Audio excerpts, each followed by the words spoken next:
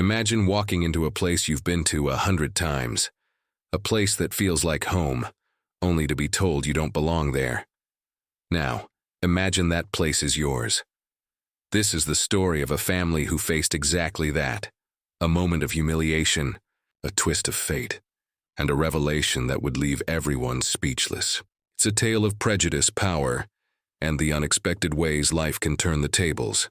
So, grab a seat, because this is one story you won't want to miss. It all started on a sunny Saturday afternoon. The Johnson family, Michael, his wife Lisa, and their 2 kids, Jordan and Maya, were out for their weekly lunch date. The Johnsons weren't just any family. Michael, a self-made billionaire, had built an empire from the ground up. But despite their wealth, they were down-to-earth people who valued family time above all else. That day they decided to visit one of their favorite spots, a cozy upscale restaurant called the Golden Plate. What they didn't know was that this visit would turn into a day they'd never forget. As they walked in, the hostess greeted them with a polite smile. The restaurant was bustling, soft chatter, clinking glasses, and the aroma of gourmet food filled the air. The Johnsons were seated at a table near the window where sunlight streamed in, casting a warm glow.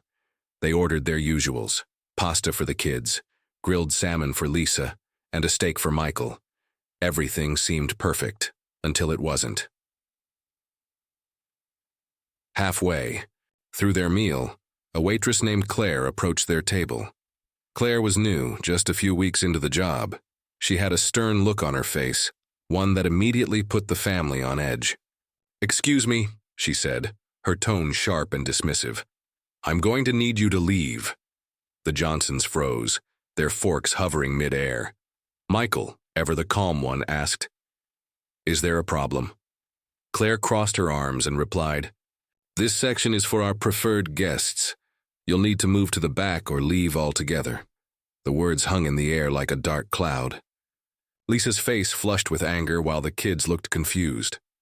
Michael, though, remained composed. He asked to speak to the manager, but Claire refused, insisting they leave immediately. Other diners began to notice, their whispers adding to the tension. It was clear what was happening. The Johnsons were being singled out, and it wasn't because of their orders. Reluctantly, the family got up and left the restaurant, but not before Michael gave Claire one last look, a look that said, "This isn't over." As they stepped outside, Lisa turned to Michael and said, "We can't let this slide, not again." Michael nodded, his mind already racing. What Claire didn't know, what none of the staff knew, was that the Johnsons weren't just customers. They were the owners. Michael had quietly acquired the Golden Plate a year ago, as part of his investment portfolio. He preferred to keep a low profile, letting the existing management run the place. But now, that was about to change. The next day, Michael made a phone call. By the afternoon, the restaurant's manager received a message that the owners would be visiting for an inspection. Panic set in as the staff scrambled to prepare. Claire, oblivious to the storm brewing, went about her day as usual. Little did she know, her actions had set off a chain of events that would leave her questioning everything she thought she knew about power, privilege, and the consequences of her choices. As the Johnsons walked back into the Golden Plate that evening, the atmosphere was tense. The manager greeted them with a nervous smile, unaware of their true identity. Claire, recognizing the family from the day before, rolled her eyes and muttered under her breath. But this time, the Johnsons weren't there to dine.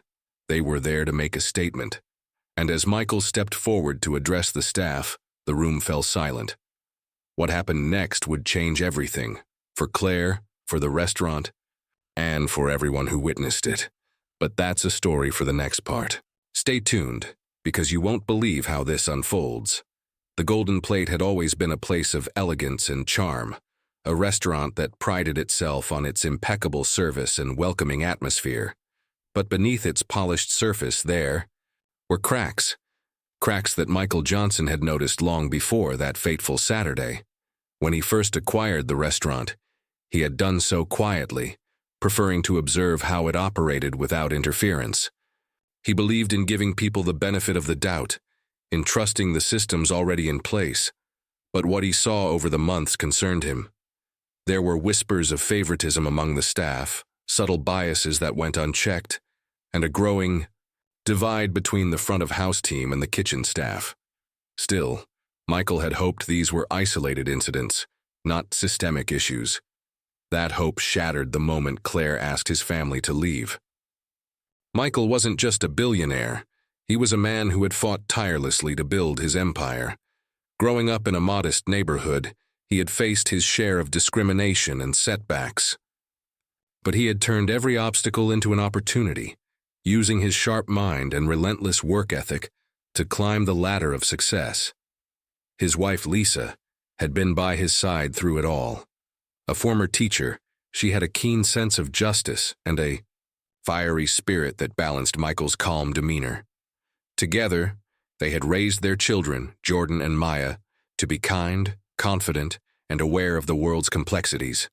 The incident at the Golden Plate wasn't just an insult to them. It was a reminder of the biases they had worked so hard to overcome. As the Johnsons left the restaurant that day, Lisa couldn't shake the anger bubbling inside her. "This isn't just about us," she said to Michael as they drove home. "How many other people has she treated this way? How many others have been made to feel like they don't belong?" Michael nodded, his jaw tight. He had been asking himself the same questions. The Golden Plate wasn't just a business to him. It was a reflection of his values, and right now that reflection was tarnished. The next morning, Michael made a call to his assistant, Sarah, who had been with him for over a decade. "I need everything you can find on Claire," he said. "Her employment history, her references, anything that might explain why she acted the way she did." Sarah, ever efficient, promised to have the information by the end of the day. Meanwhile, Lisa reached out to a few friends in the community, quietly gathering stories about their experiences at the Golden Plate. What she learned was troubling. Several people of color had felt unwelcome there, though they had never spoken, up fearing they wouldn't be taken seriously. By the time evening rolled around, Michael had a plan. He would visit the restaurant again, but this time, he would do so as its owner. He wanted to see how the staff operated when they thought no one was watching. He wanted to understand the culture that had allowed someone like Claire to behave the way she did. And most importantly, he wanted to send a message, not just to Claire, but to everyone who had ever made someone feel less than they were. When the Johnsons walked into the Golden Plate that evening, the atmosphere was noticeably different. Staff had been told that the owners were coming for an inspection, and the tension was palpable.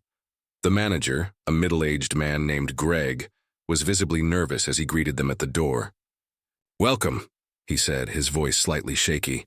"We're honored to have you here." Michael gave a polite nod, his expression unreadable.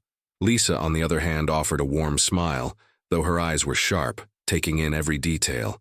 Claire, meanwhile, was in the middle of serving a table when she noticed the Johnsons. Her eyes narrowed as she recognized them from the day before. "What are they doing here?" she muttered to a co-worker, who shrugged, equally confused. Claire's initial reaction was annoyance. She had already decided she didn't like this family, and their presence was an unwelcome reminder of the confrontation she thought she had put behind her. But as she watched Greg fawning over them, a flicker of unease crept into her mind. Why were they being treated like VIPs? The Johnsons were seated at the best table in the house, the one reserved for special guests. Claire was assigned to serve them, a decision made by Greg in an attempt to impress the owners. As she approached their table, her usual confidence wavered. There was something about the way Michael looked at her, a quiet intensity that made her feel exposed. "Good evening," she said, forcing a smile. "Can I get you started with some drinks?" Michael leaned back in his chair, his gaze steady.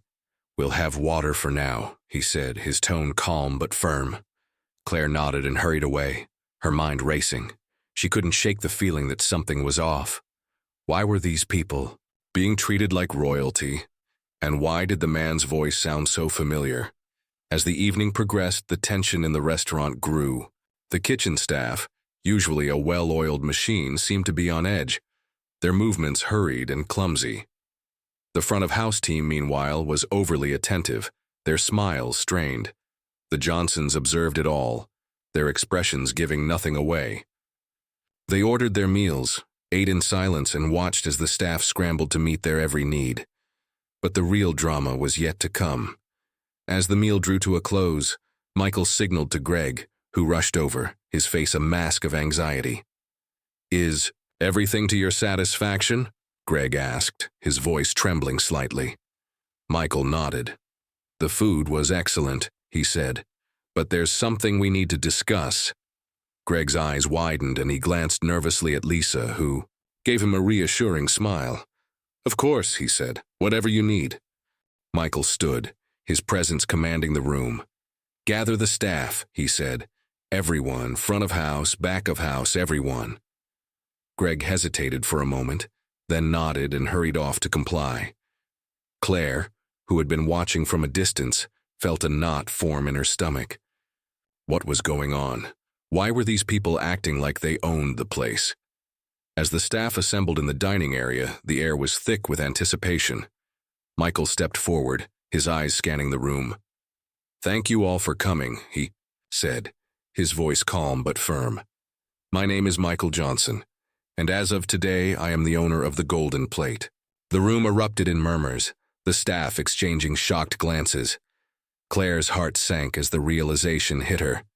The family she had kicked out the day before, the family she had treated with such disdain, were the owners.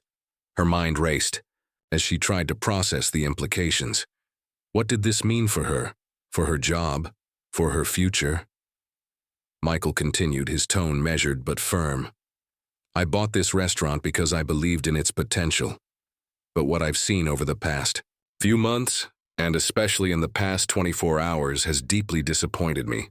He paused, letting his words sink in. "This is a place that should welcome everyone, regardless of who they are or where they come from. But that's not the message we've been sending, and that changes today." The room was silent, the weight of his words hanging in the air. Claire felt a wave of guilt wash over her, but it was quickly replaced by defiance. She had only been doing her job, hadn't she? She hadn't done anything wrong, or had she? As Michael began to outline his plans for the restaurant, Claire's mind raced. She thought about the way she had treated the Johnsons, the assumptions she had made, the words she had said. And for the first time, she began to question herself. What had driven her to act that way? And what would it cost her? But before she could find answers, Michael dropped another bombshell.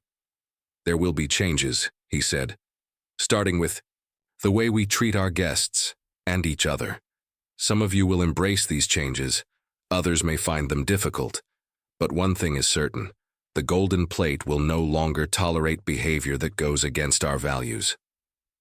As the staff dispersed, the tension in the room was palpable. Claire lingered, her mind a whirlwind of emotions. She wanted to say something, to explain herself, but the words wouldn't come. Instead, she watched as the Johnsons left the restaurant, their heads held high, their presence a stark reminder of the power they held. But the story was far from over.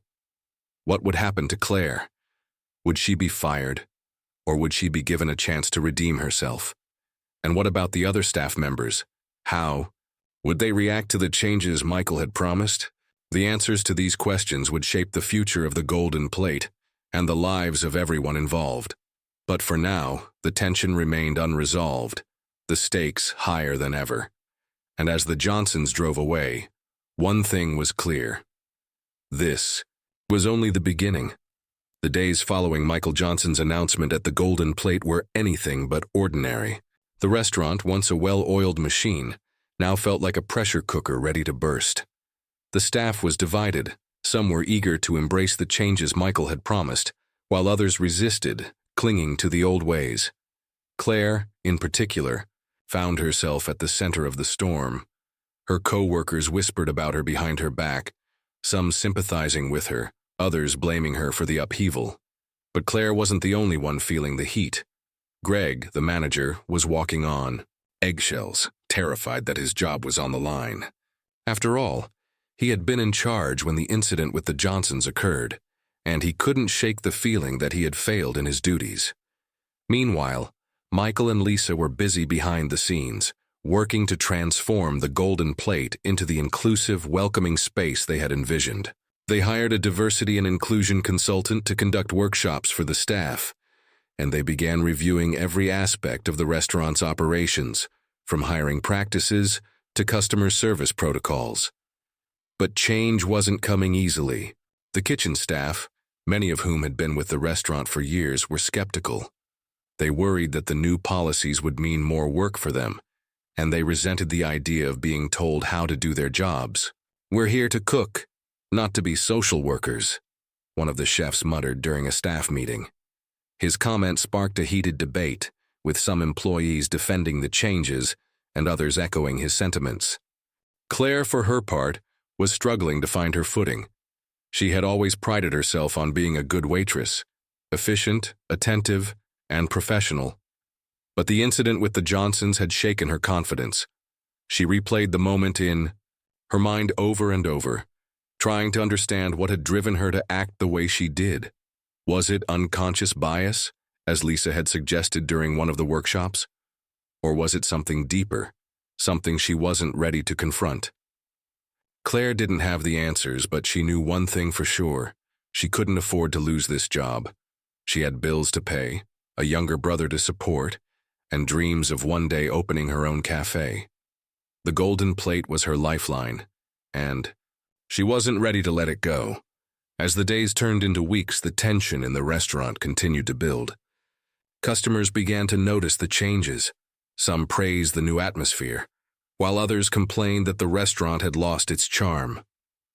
Online reviews were mixed, with some diners applauding the Johnsons for taking a stand and others accusing them of being too politically correct. Michael and Lisa read every review, their emotions swinging between hope and frustration. They knew they were doing the right thing, but they also knew that change was never easy. "We just have to stay the course," Michael told Lisa one evening as they pored over the latest feedback. "It's going to take time, but we'll get there." One of the most significant changes Michael implemented was a new policy requiring staff to report any incidents of bias or discrimination, no matter how small. The policy was meant to create a culture of accountability, but it also had unintended consequences. Some employees began using it as a weapon, reporting petty grievances and personal disputes under the guise of fighting bias. Claire found herself at the center of one such incident when a coworker accused her of making a racist comment during a heated argument. The accusation was false, but it didn't matter. Claire was called into Greg's office and given a formal warning. She left the meeting feeling angry and betrayed, convinced that the new policies were being used against her. But not everyone was against Claire. One of the kitchen staff, a young line cook named Javier, had taken a liking to her. Javier had his own struggles. He had immigrated to the country a few years earlier and was still trying to find his place in the world. He understood what it felt like to be judged unfairly, and he saw something in Claire that others didn't. "You're not a bad person," he told her one evening as they shared a cigarette behind the restaurant. "You just made a mistake." "Everyone does." Claire appreciated his kindness, but she couldn't shake the feeling that she was fighting a losing battle. Meanwhile, the Johnsons were facing challenges of their own. Michael's business empire was vast, and running the Golden Plate was just one of many responsibilities. He was stretched thin, and the stress was starting to take a toll on him. Lisa, ever the supportive partner, did her best to help, but she had her own commitments, including volunteering at a local community center. Their kids, Jordan and Maya, were also feeling the effects of the family's newfound notoriety. At school, they were teased about being restaurant royalty, and Maya in particular struggled with the attention. "I just want things to go back to normal," she told her parents one evening, her voice trembling. Michael and Lisa exchanged worried glances. They knew their decision to take a stand had consequences, but they hadn't anticipated how deeply it would affect their children. As the weeks went by, the situation at the Golden Plate reached a boiling point. The staff was divided, the customers were restless, and the Johnsons were under immense pressure to make things right. Michael knew that something had to give, but he wasn't sure what. Should he fire Claire and make an example of her? Or should he give her a second chance despite the risks? And what about the other employees? How could he unite them and create a culture of respect and inclusion? The answers weren't clear, but one thing was certain. The stakes were higher than ever.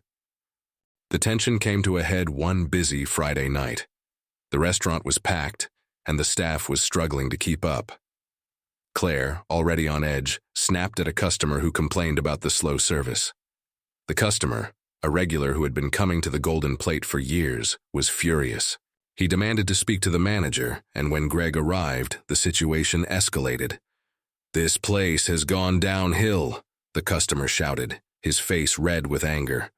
"I don't know what's going on here, but it's not the restaurant I used to love." Greg tried to calm him down, but the damage was done. Other diners began to chime in, their voices rising in a chorus of frustration. Michael, who had been observing from a corner table, knew he had to act. He stood up and walked to the center of the dining room, his presence commanding attention. "Ladies and gentlemen," he said, his voice calm but firm, "I understand your frustration, and I want to assure you that we are working hard to address the issues.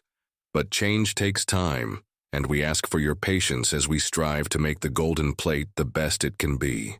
His words seemed to calm the crowd, but the tension in the room was still palpable. As Michael returned to his seat, he caught Claire's eye. She looked away quickly, but not before he saw the fear in her expression. That night, as the restaurant closed and the staff began to clean up, Michael pulled Greg aside. "We need to talk," he said, his tone serious. Greg nodded, his face pale. The two men disappeared into the office, leaving the rest of the staff to wonder what was going on. Claire, Javier, and the others exchanged nervous glances, their minds racing with possibilities. Was Greg going to be fired? Was Claire? Or was something else about to happen, something that would change the course of their lives forever? The answers to these questions would come soon enough. But for now, the tension remained, a heavy cloud hanging over the Golden Plate. The Johnsons had set out to create a better future for the restaurant, but the path ahead was fraught with challenges. And as the staff left for the night, one thing was clear. The story was far from over.